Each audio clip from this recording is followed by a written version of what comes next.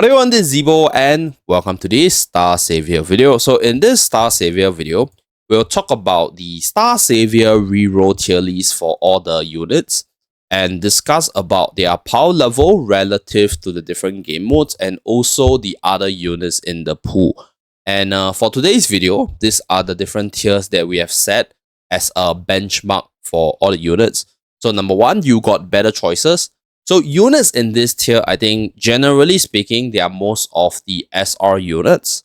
So their abilities as well as their passives, they are not exactly the strongest.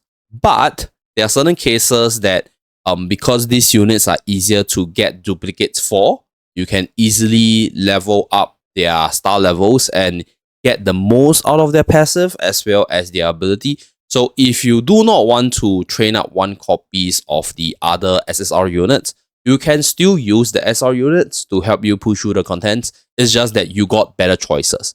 So that's why they are in this tier. They're definitely usable. I think units in this game, they will be able to find some use in one game mode or another.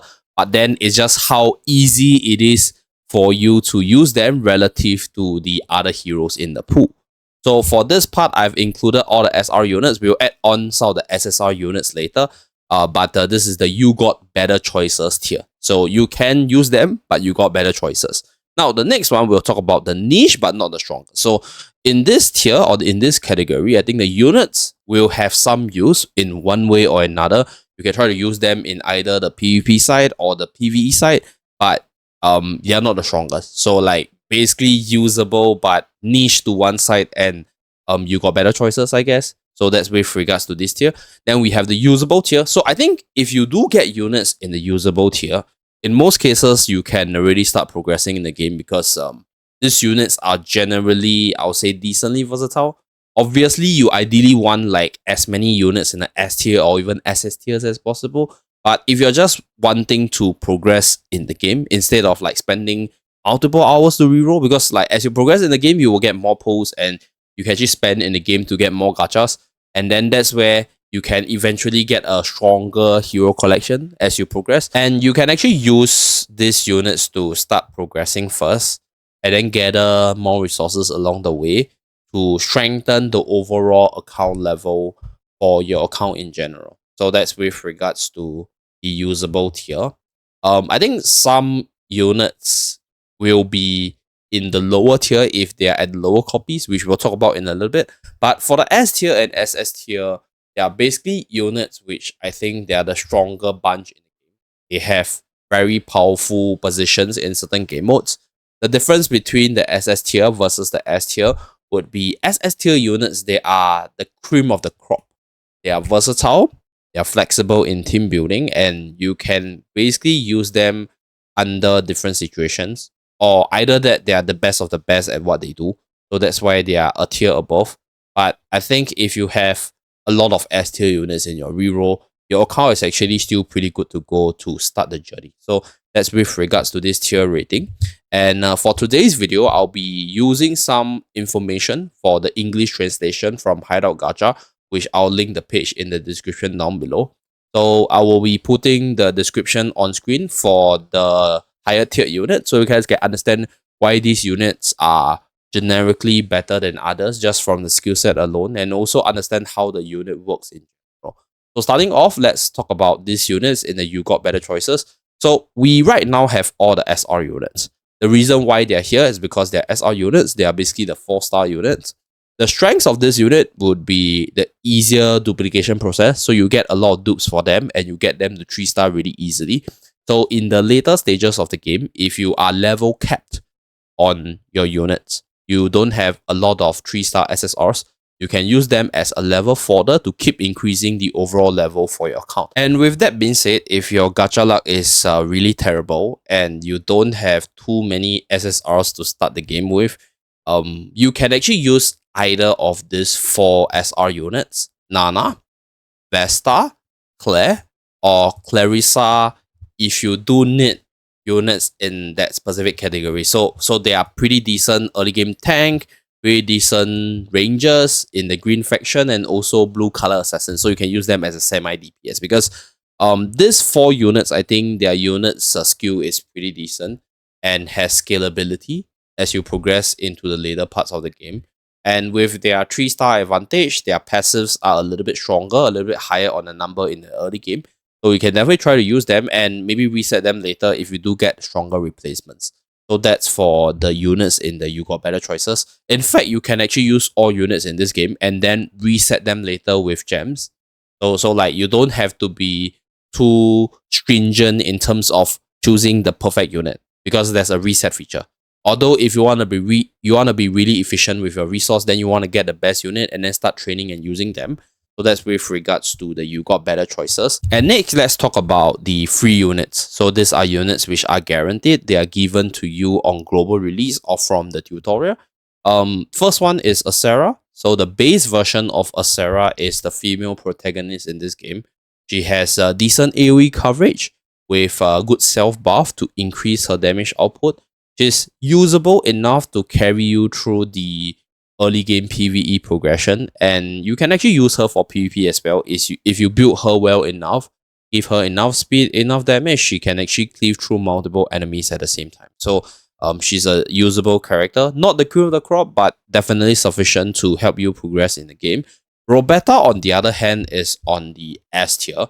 So this is a single target beast, which is able to increase her damage output based off her HP levels on her passive. So her increase in damage is from the passive, which gives her increased critical hit rate, as well as increase in damage based off her HP percentage. And the higher level passive you go for her, the stronger she becomes. But she's a massive single target beast. Doesn't offer you that flexibility in case you need her for AoE purposes. So for bossing contents, the damage coverage as well as the elemental coverage that she's able to provide for the single target side is definitely there, but she's not the cream of the crop because she's not that powerful on the AoE side. So that's with regards to Roberta. So with these two units, you can easily start the game because they are pretty decent units for progression in general. So that's for the free units. Now, next, let's talk about the other SSRs. So I'll talk about Carmen here. So Carmen is a unit which I'll put in a niche, but not the strongest because she's a tank with the ability to taunt. And she's from the blue faction, the Moon faction. Unfortunately for her, there's another Moon faction tank which is just better. And this unit happens to fall in the SS tier, Emily. So these two, they are tanks, but Emily has taunt and can do a lot more compared to Carmen. So Carmen's ability is overall really strong defensively. If you don't have a better frontliner to help you soak up damage, she's pretty decent. But then, like, if you have a choice to reroll for stronger units, then you probably won't be seeking out for her. And before I forget, there's another free unit, Triss. So unfortunately for Triss, I'm going to put her in a niche, but not the strongest, for a few reasons. Number one, I think she is decent enough if you have very specific conditions to reset her ultimate, which is to defeat the enemy, and also build up her stats so that she's able to hit hard with her crit damage boost. But in the green faction, there's actually a lot of powerful units, which I'll talk about later. And specifically, there's the other free unit, Roberta, which is a green striker, which is quite a strong single target DPS already. So this is where I think if Triss was released not with Roberta, but with another like red carry, for example, then you can use like Triss together with Acera with the red carry as your core.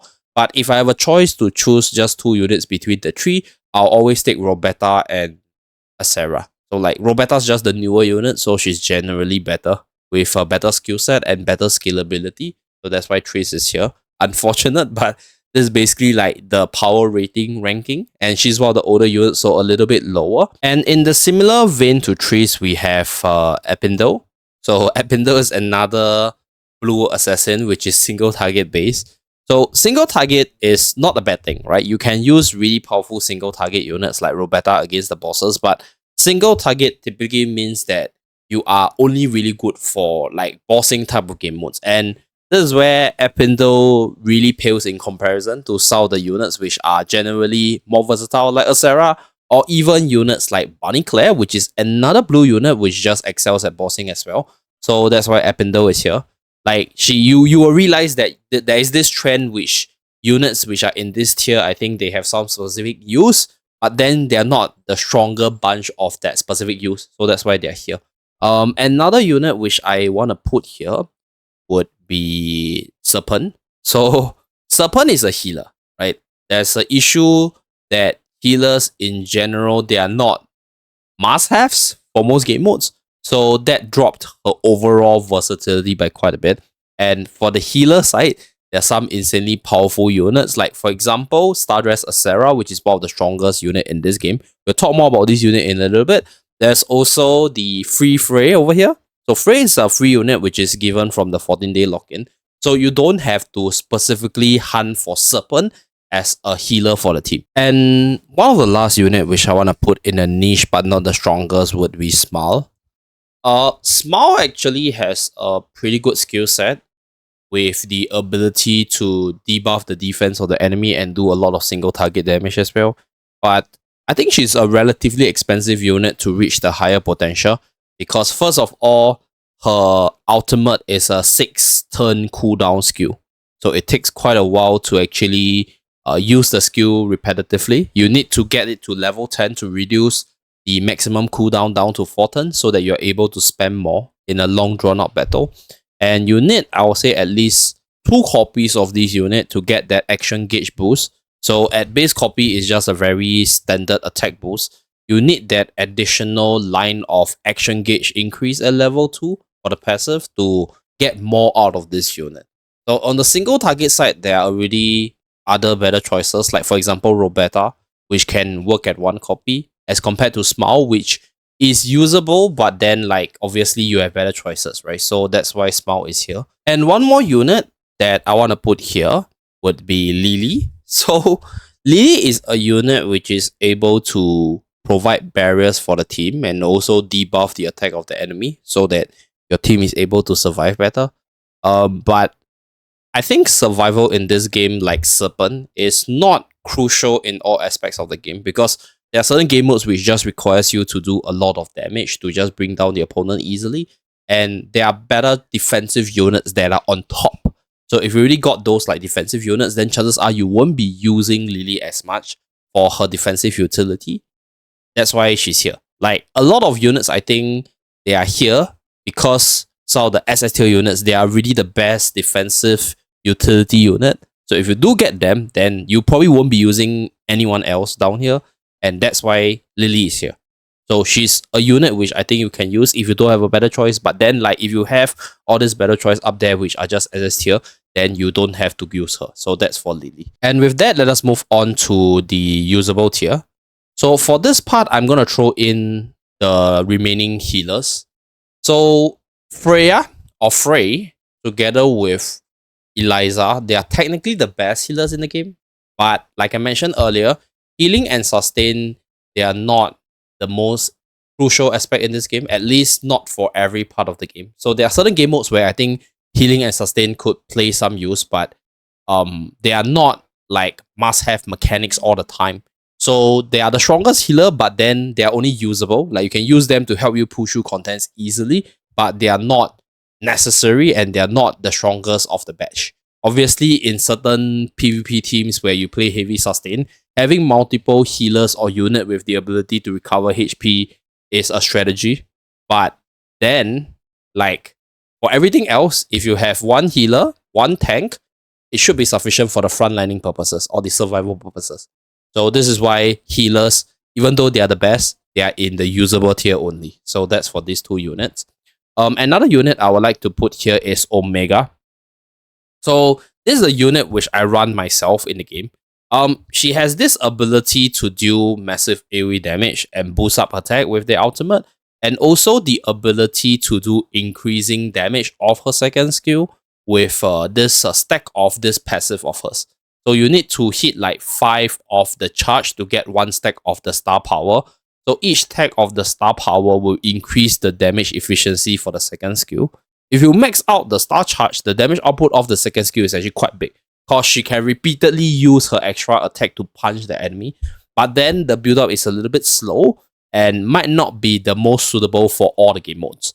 So generally speaking, if you just want a unit that can do AoE damage and does good damage with the ability to buff slowly over time, Omega is definitely usable. But then you just have better choices that hits harder and hits faster. So that's for Omega. And similar to Omega, Petra is another unit which is damage stacking over time. So for Petra's case, you want to build up the ignition stack, and eventually the ignition stack will contribute to the ultimate damage per stack. So the more stacks you have, the more damage you unleash on the ultimate, and then you will consume your stack after that. So Petra is also a good damage dealer, provided you can build up the stacks, right? So very good damage, but you have a certain requirement. So definitely usable, but not the strongest, not the fastest. So that's for Petra.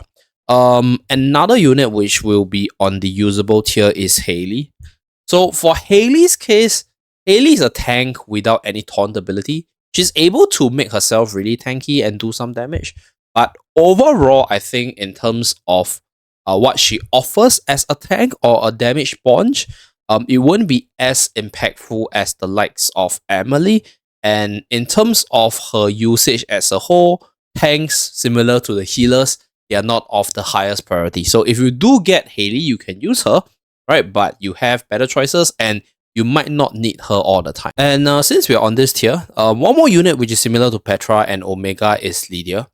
So I don't have Lydia myself, but her kit is basically that debuffs the enemy and then gets more damage based off the number of debuff from your enemy or on your enemy. So that's why she's definitely usable. But you guys will realize later on, like some of the faster, strongest unit, they continuously build up more damage over time and they can burst units more quickly. They can even have like self-buff to buff themselves or even the team. So that's why Lydia is here. One more unit which I want to put here is Kira. So Kira is more of a sniper type unit in PvP because she has the stealth ability, which means that the opponent can't target her when the other allies are alive. So she has this very powerful niche which makes her really good to snipe off key targets and then continuously stick around to be a good assassin in the long run. But that's pretty much it. You can use her for your PvE stages as well, but you just have better choices. But if you combine her really powerful niche as a sniper that has stealth in the PvP side, together with her being decently usable for the operation side or PvE side, she's usable for sure. So that's for Kira, the mask girl. So this is one of the last unit. Okay, so one more unit before we move on to the S tier is Lo. So she's the premier debuffer for most of the bossing contents. Like she has a defense reduction. She has a freezing debuff, which reduces the speed, so reducing the number of turns that the opponents can take, and also has the ability to do damage off freezing as well. So you can see her a lot for most bossing contents, and if you have a high emphasis on bossing contents, I would actually even put her in the S tier, like just really good for bossing contents. So for the most of the other PvE contents and PvP contents, I think she's definitely usable. So generally usable, probably one of the higher units in the usable tier that you can stick with if you do get her with some really amazing pulls other than herself. So that's for Lo. And moving on to the S tier. So we spoke about Roberta, amazing green attacker. And in this sense, Charlotte, the base version, Selah, as well as Tanya, they sort of has a similar vein to Roberta. Like they're insanely good, right? Charlotte's a buffer with massive single target, as well as the ability to reduce the attack of one unit. You can use it against the boss so that your team can survive better, but they are strictly single target based. So there are situations where you might need some AoE coverage and it might be a little bit lacking there. So that's with regards to this unit. But for Selah's case, this unit is a light unit which does quite a fair bit of damage against unit with a lot of HP. So could be good for PvP as well because of the elemental coverage as well as how the kit works, being able to front load a lot of damage when the opponent has a lot of HP. And also the ability to self-buff and then just do a lot of damage there. Tanya is a damage dealer which has a lot of self-buffs and she's able to break the opponent more easily with the additional toughness damage as well. So that's one of the advantage that Tanya has over the other single target units. But Generally speaking, these 4 units, they are all pretty powerful single target units that are able to do a lot of damage while self-buffing themselves in the process. Okay, and next we have Heidi or Ed, based on what I know her as. So this unit is actually a investment heavy unit in a sense because you at least need 2 copies of her to use her as she's supposed to. So she has this keyword known as guard, which is able to take a portion of the damage that the allies take. So she's a damage sponge and she's able to generate the shield to keep herself tanky and deal increased damage if she has the shield or barrier active. So pretty decent all-rounder that is able to soak damage for the team. So like I think she's only really weaker than Emily as a tank. So like, I'm going to put her here. But do take note that you need the passive to be at level 1. So you need 2 copies of this unit, one for the base and the other one for the level up to get the gut keyword or the gut passive. So that's with regards to Heidi right here. So this is Heidi. I'm also going to put Scarlet in the S tier and Belris in the S tier. So Scarlet's damage output is actually pretty strong, right? But her kit has a little bit of RNG factor, which could result in stability. In fact, I actually want to put all the Barnacles in the SS tier. Like, I think the Barnacles are actually on the level, on the aesthetic side, and also the power level side, but the Scarlet is slightly RNG based, so that's where I think if you're somebody that prefers more stable, consistent damage output, the other units right here has higher priorities. So that's for the Bunny Scarlet here. Belris is I think at this point, Belris is just overshadowed by the most OP unit. Like, I don't know what to say about Belris because, like, in terms of what she can do, she's definitely a good damage dealer. But at the same time, I think the keyword for this unit is the ability to remove the buffs of the opponent. So massive damage with the ability to remove the buff of the enemies. So this is why she's definitely in the S tier. But then, like, there are other damage dealer beasts up there which I think just does a lot more than her. So that's why she can only be in the S tier. But if you do have her, you don't have some of the top tier units. She's definitely a pretty good carry you can run for a team as well. So that's for Belris. And moving on, we're going to put the majors. So Dana, Luna, and Muro. So I actually forgot about Muro initially. So she is a brand new face from the bottom side. I just added her. This unit over here is a really good debuff team unit. So she gets bonus damage off the debuffs on the enemy, and she's able to extend the duration of the debuff. So if you run a team that has a whole bunch of debuff, you run Muro in the team, she's able to help you extend the debuff duration, so you're able to either survive better or do more damage. So pretty good stuff. So the only thing why she's not in the SS tier is because, like, debuffs are not necessarily always needed for you to win matches, and like there's always this chance of certain debuffs not hitting because not all debuffs are 100%, so you need some effect accuracy to ensure the high hit rate. And then if you want to maximize her ability, then a debuff based team would be the best, right? Outside of that, maybe not the most versatile, so that's why she's only in the S tier. Dana over here has the ability to massively debuff the speed of all enemies with her ultimate and also do a lot of damage because she's able to buff her own attack and the attack of another unit with the highest attack in the team. So this is actually big because double buffing is quite crucial. So you're able to extend the overall buff duration for the whole team. And on top of that, her Nova Burst has the ability to increase her critical chance by an additional 30%. So yeah, there's a lot of damage there. So the only thing that I think she's a little bit lacking compared to some of the top tier units is obviously the overall flexibility and also the buffing being less all-rounder compared to the likes of maybe Charlotte over here. So that's why she's here. But I think she's also pretty top tier because her together with Roberta, they are the 2 newer units. So to a certain extent, because of how late they are introduced in the pool, they have certain mechanics to keep them relevant to the current meta. So moving forward, might drop a bit, but right now they are pretty good. So that's for Dana. And then we have Luna. So Luna was actually really strong last time. But I think as more and more powerful units came out, her power level fell a little bit. But overall, I think if you need an amazing AoE damage dealer, she's going to be still one of the top tier units because her element allows her to have elemental coverage. And she's an AoE attacker, which is able to debuff the opponent to increase the damage of AoE based damage. So this is where she's able to sort of self-increase her damage with the buff on her second skill.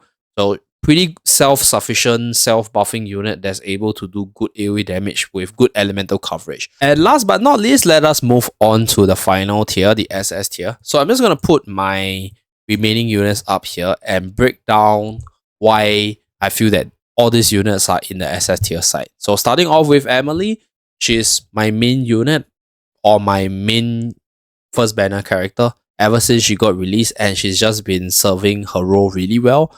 This unit has the ability to do damage of HP percentage, and she's able to shield the team, right, to protect one ally while boosting the damage with the second skill.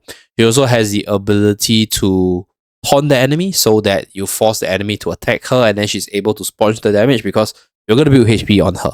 So she does her job as a tank really well. She's able to do a lot of damage off her ultimate, which is also AoE based. So you have AoE coverage, you have shielding, you have taunting, and you have the ability to reduce the cooldown of the ultimate quickly with her passive, so that you're able to spam the ultimate. So she's a pretty good tank damage dealer, and that's why she's just really strong all around. Can be used for PvP, can be used for PvE. You can use her as a mid shield. You can use her as a sustain unit with the second skill for the shielding. But I'll say in most cases, she's mostly standing on the front line, being the attention seeker, and then getting that cooldown reduction of her ultimate. So that's for Emily. Then we have Stardress Acera.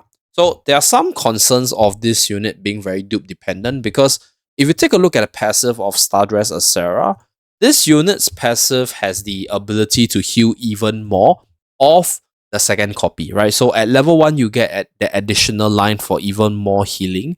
But generally speaking, even without that line, Stardress Acera is still hands down the best AoE healer in the game, because her heal is proactive, right? It's a part of attacking or buffing at the same time. So you do not waste a turn simply just for healing. And then, like, obviously, as time progresses, as you get multiple dupes for her, you get higher level passive, she's going to become better, right? But in the early game, if you just look at her as a healer of the second and the third skill, more than sufficient already. And then both the second and the third skill has relatively manageable cooldowns as well. So they are highly spammable if you manage your turns well enough, and then you get that really strong sustain unit, which is able to stand on the front line, which also builds HP percentage. So like you use her to soak up damage, and then you use her as the healer for the team. So that's for Stardress. So typically, if you have Stardress and Emily, they will be your frontliners to soak up damage on the front line, because you build HP on them, and then because they have a lot of HP, they don't die that easily. They're able to pull off their skills, and then you get the sustain going, and then you get the AoE damage for Emily with the taunts to draw the attention from other allies. So I really love these two units together. And then Lacey is also one of my main units as well. This unit is like, some people don't put her that high, but I'm gonna put her in the SS tier because, first of all, the elemental advantage is there. Like, basically the light and dark element as DPSs, they're just really good because they're elemental neutral against the 3 base colors. And like, she has AoE coverage with the ability to self-buff her damage, and also the ability to reduce the damage output of the opponent. And her second skill has massive single target damage, which gets an additional 20% damage boost if you have the living flame debuff on the enemy. So this is where Lacey is just a really powerful all-rounder. And her passive, if you have dupes on her, allows her to get the action gauge and also recover HP. So this will help her survive better and move faster, which makes her a really good carry all around, right? No matter the situation. So that's why we're going to put her here. So for the Bunny Ghosts, we have Bunny Claire, Bunny Charlotte, and Bunny Frey. So Bunny Ghosts are aesthetically pleasing, and Claire over here is probably the strongest bossing unit for the blue faction. So her single target damage output is really good because she has a lot of scaling in critical damage as well as crit rate. So if you guys play enough games, crit rate and crit damage overall really increases the damage potential of carries in the late game. So this unit is really strong. She has AoE coverage, and she just does a lot of damage as a carry. So that's why she's here. For Charlotte's case, Charlotte's an amazing single target unit, and she has the ability to double attack with the basic attack, and then that's a lot of damage. And more importantly, her second skill is an AoE damage boost. So AoE damage boost with a relatively short cooldown, making her one of the best buffers with really good damage. And then if you have enough ignition stack on her, like 5 stacks, you can use the ultimate 2 times consecutively, because if you have 5 stacks of ignition, the ultimate cooldown doesn't reset. So the ultimate has a lot of damage and also has the additional heals if you activate the Nova Burst. So she can soak up some damage and, do damage while surviving decently well. So that's for Charlotte. So for Frey's case, Frey is basically the mage equivalent for Claire, I would say. Like high damage mage character that does pretty well. So the problem now would be if let's say you have a lot of units of the same faction, then you might excel at certain game modes where the blue faction is stronger. But then like ideally you want to have some elemental coverage across the board, even though I think Frey's damage output can match Claire. But generally speaking, I think Claire's scaling at the end game would be much stronger. So that's with regards to the bunny goals. And that's it for this video. Thank you very much for tuning to the end. And do remember to like and subscribe to see more. And also let me know your opinions of this tier list in the description down below. We'll be doing any necessary updates should there be any massive change on the global release. If not, I'll see you guys again in my next video. Bye guys.